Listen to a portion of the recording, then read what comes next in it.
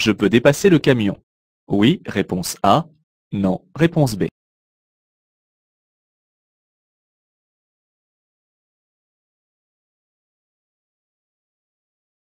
Pour terminer cette manœuvre, il est possible de dépasser la limitation de vitesse de 10 km/h. Oui, réponse A. Non, réponse B.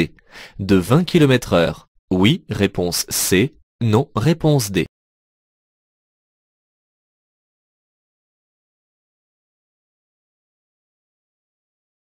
Aujourd'hui, ce panneau est à prendre en compte. Oui, réponse A.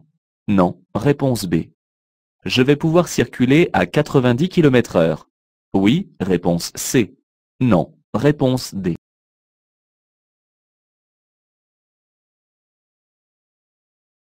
Sur cette chaussée, ma vitesse est limitée à 80 km/h. Réponse A. À 90 km/h. Réponse B. À 110 km/h. Réponse C.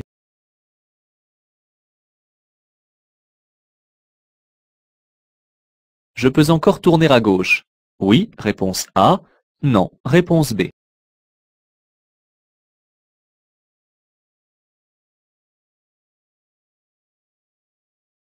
Pour tourner à droite, je peux mordre sur la ligne verte. Oui, réponse A.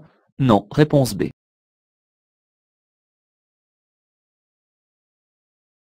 Pour tourner à gauche, je me place au centre de la chaussée, immédiatement dans la voie centrale. Réponse A. Au niveau du véhicule gris au loin. Réponse B.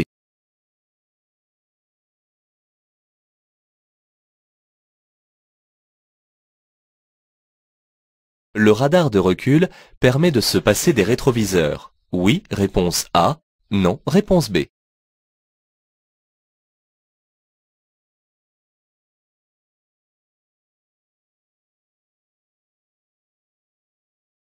Je tourne moi aussi à gauche. Je cède le passage au véhicule blanc. Oui, réponse A. Non, réponse B. Je cède le passage au cycliste. Oui, réponse C. Non, réponse D.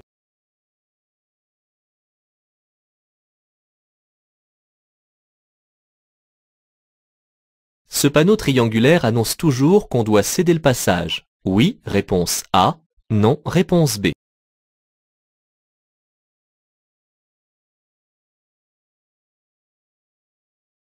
La vitesse sera limitée à 50 km/h immédiatement. Oui, réponse A. Non, réponse B. Seulement dans la voie de droite. Oui, réponse C. Non, réponse D. Le panneau bleu indique le début de l'interdiction de s'arrêter et de stationner. Oui, réponse A. Non, réponse B.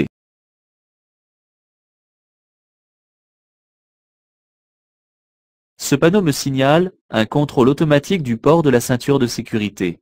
Réponse A. Un contrôle automatique de la distance de sécurité. Réponse B. Un contrôle automatique de la vitesse. Réponse C. Le panneau bleu ne concerne que les véhicules de transport de marchandises. Oui, réponse A. Non, réponse B. Les habitants de ce hameau m'invitent à ralentir. Oui, réponse A. Non, réponse B. Je conduis une camionnette sans galerie. Ce panneau me concerne. Oui, réponse A. Non, réponse B. Je vais rencontrer un feu tricolore à 300 mètres. Réponse A. Plusieurs feux tricolores sur 300 mètres. Réponse B.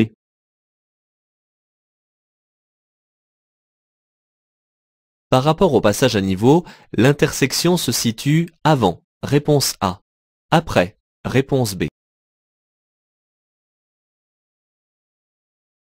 Le long du trottoir à droite, je peux m'arrêter avant le panneau? Oui, réponse A. Non, réponse B. Après le panneau? Oui, réponse C. Non, réponse D.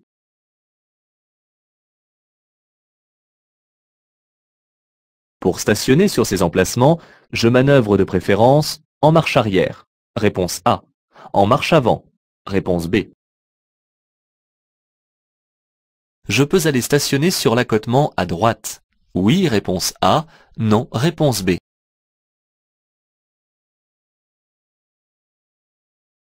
Pour utiliser mon garage, je préfère entrer en marche arrière. Réponse A. En marche avant. Réponse B.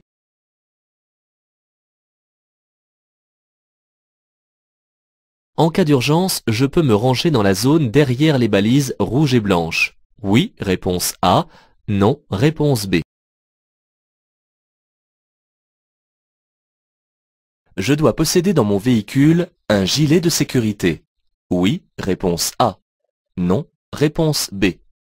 Un triangle. Oui, réponse C. Non, réponse D. Mon coffre est plein. Je peux mettre des vêtements sur la plage arrière. Oui, réponse A. Non, réponse B.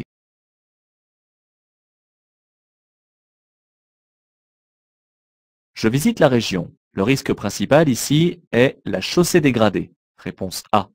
Le rétrécissement de la chaussée. Réponse B. Me laisser distraire par la beauté du paysage. Réponse C.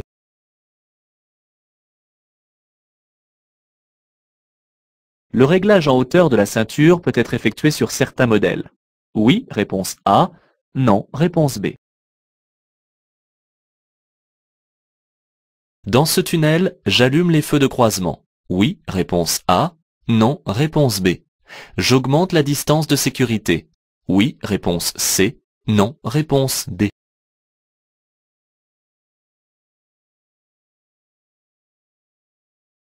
Ces deux logos déconseillent la conduite. Réponse A. Interdisent la conduite. Réponse B.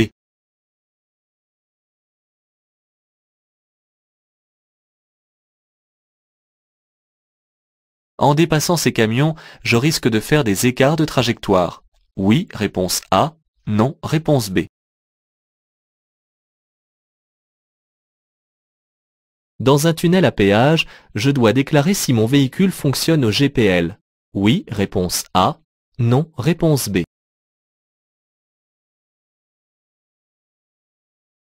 Je dépasse. Je reste où je suis. Réponse A. Je commence à me rabattre. Réponse B.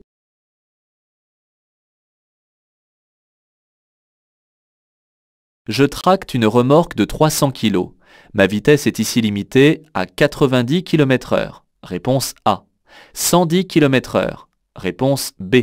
130 km/h. Réponse C.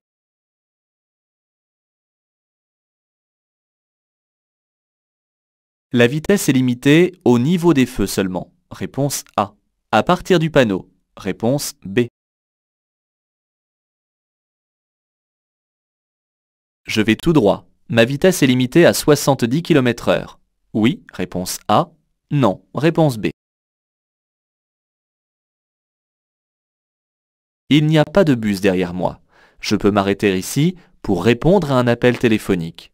Oui, réponse A. Non, réponse B. Les pneus neige dits de contact sont identifiables par les lettres M plus S. Oui, réponse A. Non, réponse B. En continuant tout droit, je risque une perte sur mon permis de conduire de 1 point. Réponse A. 2 points. Réponse B. 3 points. Réponse C. 4 points. Réponse D. En l'absence de passage piéton, j'utilise ici l'avertisseur sonore. Oui, réponse A. Non, réponse B. Je passe. Oui, réponse C. Non, réponse D.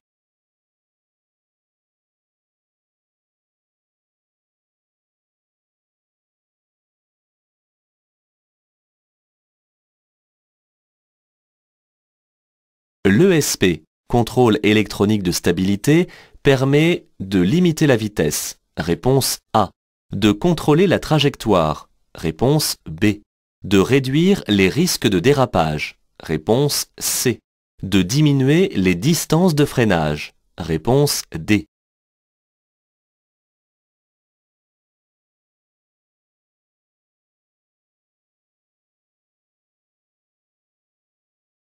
Un dépassement se prépare et doit être exécuté en toute sécurité. De ce fait, une limitation de vitesse ne peut pas être dépassée, même pour terminer la manœuvre. Je reste donc à la vitesse maximale sans appuyer plus sur l'accélérateur. Je circule ici sur une route à chaussée séparée par un terre-plein central, où la circulation s'effectue en sens unique. Bien que la visibilité vers l'avant soit réduite, je peux dépasser car personne ne peut arriver en face. J'effectue les contrôles et je dépasse car je me suis trop rapproché.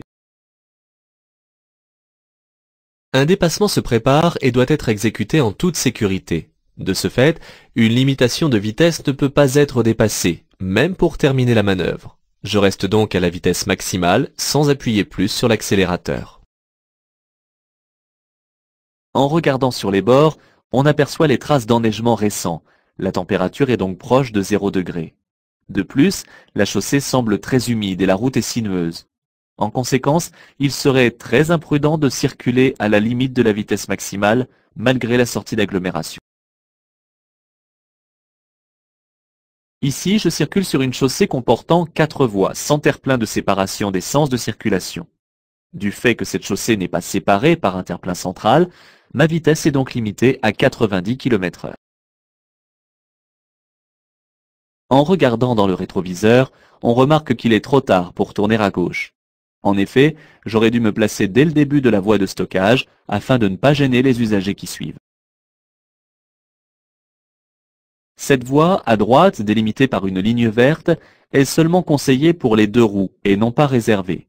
Il est ici difficile de ne pas mordre cette ligne, car ma voie est relativement étroite. Je fais seulement très attention aux cyclistes qui pourraient y circuler.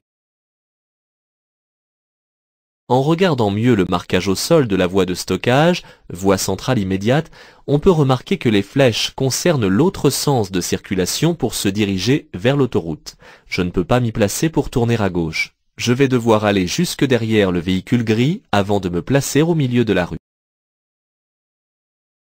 La carrosserie des véhicules limite parfois la vision dans la vitre arrière. La visibilité se réduit alors à celle fournie par les rétroviseurs du véhicule, qui se révèle être insuffisante et dangereuse lors de manœuvres. Le risque de choc avec un obstacle est possible. Le radar de recul a pour rôle de pallier ce manque de visibilité en avertissant, par un signal sonore, de la proximité d'un obstacle qui n'apparaîtrait pas dans le champ de vision.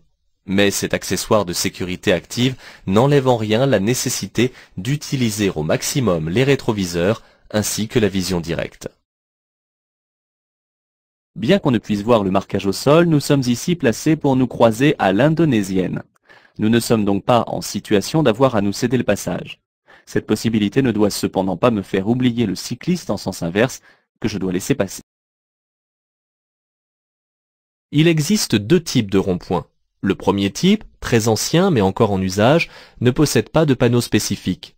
Les usagers circulant sur l'anneau cèdent le passage à ceux qui entrent.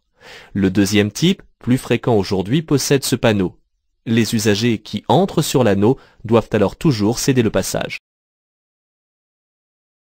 Sauf indication contraire, une limitation de vitesse prend effet à partir du panneau jusqu'à la prochaine intersection. La voie de droite est réservée à ceux qui s'insèrent depuis l'intersection visible dans le rétroviseur, mais la limitation s'adresse à tous afin d'aborder les feux de manière sereine. Les panneaux carrés à fond bleu donnent des indications. Ici, ce panneau indique que je circule dans une rue à sens unique. Les panneaux de signalisation se lisant séparément, le panneau d'indication ne complète donc pas le panneau de prescription. C'est le panonceau qui joue ce rôle. L'interdiction de s'arrêter et de stationner commence à partir du panneau de prescription et, sauf indication contraire, est valable jusqu'à la prochaine intersection. Ce panneau annonce un dispositif de contrôle automatique et systématique de la vitesse de circulation des véhicules. Ce système ne permet pas encore de contrôler la distance de sécurité entre les véhicules, mais certains appareils sont actuellement en cours de test et remplaceront, à terme, les radars actuels. Le contrôle du port de la ceinture de sécurité est bien souvent effectué avec les jumelles à laser. Le panneau bleu signale la position d'une tête d'îlot que je dois contourner par la droite. Le panneau de prescription, quant à lui, interdit le passage aux véhicules de transport de marchandises. Ces 2 panneaux sont totalement indépendants. Dans ces petits hameaux, sur un réseau secondaire où la circulation n'est pas très importante, les habitants sont chez eux et les enfants assez libres. Ce panneau m'invite, moi, l'intrus de passage, à faire attention aux enfants qui pourraient être occupés à jouer sur la chaussée ou sur les abords. L'accès de la route sera interdit aux véhicules dont la hauteur, chargement compris, est supérieure à 4,20 m. Les camionnettes dont les galeries sont chargées peuvent éventuellement être concernées par cette interdiction. Si j'ai un doute sur la hauteur de mon véhicule et de son chargement, il est préférable de prendre les mesures avant de prendre la route. La signalisation m'annonce qu'à 300 mètres, je serai en présence de feux tricolores. Je dois me préparer à ce que ces feux soient au jaune fixe ou clignotant, au rouge, au vert ou encore éteint. Dans le cas où je rencontrerai plusieurs feux tricolores, le panonceau serait alors accompagné de 2 flèches de distance. Hors agglomération, les panneaux de danger sont implantés à 150 mètres du danger annoncé. Le panneau annonçant la présence d'un cédé-le-passage à l'intersection est situé à 150 mètres de celle-ci. Ce dernier étant placé après le panneau de danger, l'intersection se situe immédiatement après le passage à niveau. Si l'arrêt et le stationnement sont interdits à partir du panneau, l'arrêt avant le panneau n'est pas non plus possible ici, car je constituerai une gêne pour les piétons à qui ce passage est réservé. De plus, je suis dans une intersection munie de feux.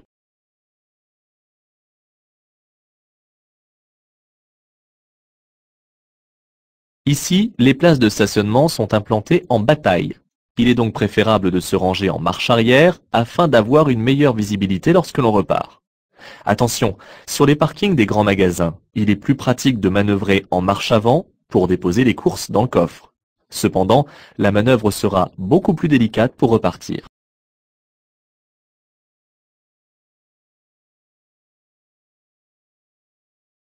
La ligne de rive ressemble ici à celle qui borde les bandes d'arrêt d'urgence sur les voies rapides. Je circule ici en agglomération près d'une école. Ce n'est donc pas une voie rapide. Ces lignes matérialisent souvent la proximité d'une intersection ou d'un aménagement de ce type. Elles n'interdisent pas l'accès à l'accotement afin de stationner. Il faut imaginer ici l'insécurité due au manque de visibilité pour sortir ensuite du garage si l'on est entré en marche avant. Autant que possible, il est plus sûr de pouvoir repartir en marche avant. J'entre donc dans cet espace ou à l'intérieur en marche arrière. En cas de panne, je dois dégager la chaussée et me ranger là où je serai à l'abri. Je franchis donc la ligne continue jaune à droite et je m'avance au mieux pour ne pas non plus m'exposer aux engins qui circulent. Chaque véhicule doit être équipé d'au moins un gilet de sécurité rétro-réfléchissant homologué placé dans l'habitacle, de telle manière qu'il puisse être enfilé avant de sortir du véhicule. Le triangle de présignalisation est lui aussi obligatoire, mais peut être conservé dans le coffre. Je peux mettre quelques vêtements sur la plage arrière, à condition toutefois que le champ du rétroviseur intérieur reste libre. Je n'y mets pas d'objet car il pourrait se transformer en projectile en cas de choc. Quelle vue magnifique sur la baie des Anges avec en toile de fond les neiges éternelles du massif alpin. Le paysage peut distraire le conducteur et lui faire oublier la présence des travaux. Pour mieux apprécier le panorama, je m'arrête sur l'accotement. Sur certains modèles, la position en hauteur est réglable au niveau de la tâche haute. Cette fonction est très pratique lorsqu'on est grand ou de petite taille. Le tunnel est un passage souterrain dans lequel la luminosité s'assombrit. Il est donc nécessaire d'être vu en allumant les feux de croisement. De plus, la signalisation m'indique que je dois dès maintenant ralentir et respecter une distance de sécurité minimale de 70 mètres. Cette interdistance est plus grande qu'à l'extérieur. Certains médicaments ne sont pas compatibles avec la conduite. Ils sont alors signalés par un logo de ce type. Le jaune déconseille la conduite et l'orange requiert même l'avis d'un professionnel de santé. Le rouge, quant à lui, interdit catégoriquement la conduite jusqu'à autorisation par le médecin. Lorsque je dépasse un poids lourd, mon véhicule est aspiré par un trou d'air puis repoussé par les turbulences. Je vais ici les subir à 3 reprises. Je dois donc veiller à maintenir mon volant correctement pour corriger en souplesse les déviations de ma trajectoire. En cas d'incendie dans un tunnel, les pompiers doivent être informés sur la nature du carburant dans les réservoirs des véhicules. Le GPL étant particulièrement explosif, je dois le déclarer afin qu'une éventuelle intervention soit ciblée. Un coup d'œil dans le rétroviseur m'informe que je n'ai pas encore fini de dépasser, sinon je verrai l'usager apparaître. Je maintiens donc pour l'instant ma place dans cette voie. Dans certaines descentes dangereuses, il est mis en place une limitation de vitesse pour certains types de véhicules. Ici, la vitesse est limitée pour les véhicules tractant une remorque ou une caravane de plus de 250 kg. Tractant une remorque de 300 kg, je suis concerné par cette limitation de vitesse. Je stabilise donc ma vitesse à 90 km/h. Une interdiction commence toujours à hauteur du panneau et se termine après la prochaine intersection. Si l'interdiction se prolonge, un autre panneau sera alors implanté. Ici, je dois réduire ma vitesse à 50 km/h pour être en mesure d'aborder en toute sécurité le feu qui est implanté à 150 mètres. La flèche orientée vers la droite en dessous du panneau de limitation de vitesse indique que la vitesse est limitée sur la voie de décélération à droite. Si je continue tout droit, je ne suis pas concerné par cette signalisation. Je dois prendre l'habitude de couper le téléphone lorsque je conduis. C'est le meilleur moyen de ne pas être sollicité et de risquer d'être en infraction. Il est interdit de s'arrêter ou de stationner sur un arrêt de bus signalé comme tel. Les pneus neige, dits de contact, sont identifiables par les lettres M plus S, inscrites sur le flanc du pneu. Un M pour mud et S pour snow, qui signifie respectivement boue et neige en anglais. Je ne peux pas circuler en sens interdit. Si je ne respecte pas cette règle, je risque une amende de 4e classe, une suspension de mon permis de conduire ainsi qu'une perte de 4 points.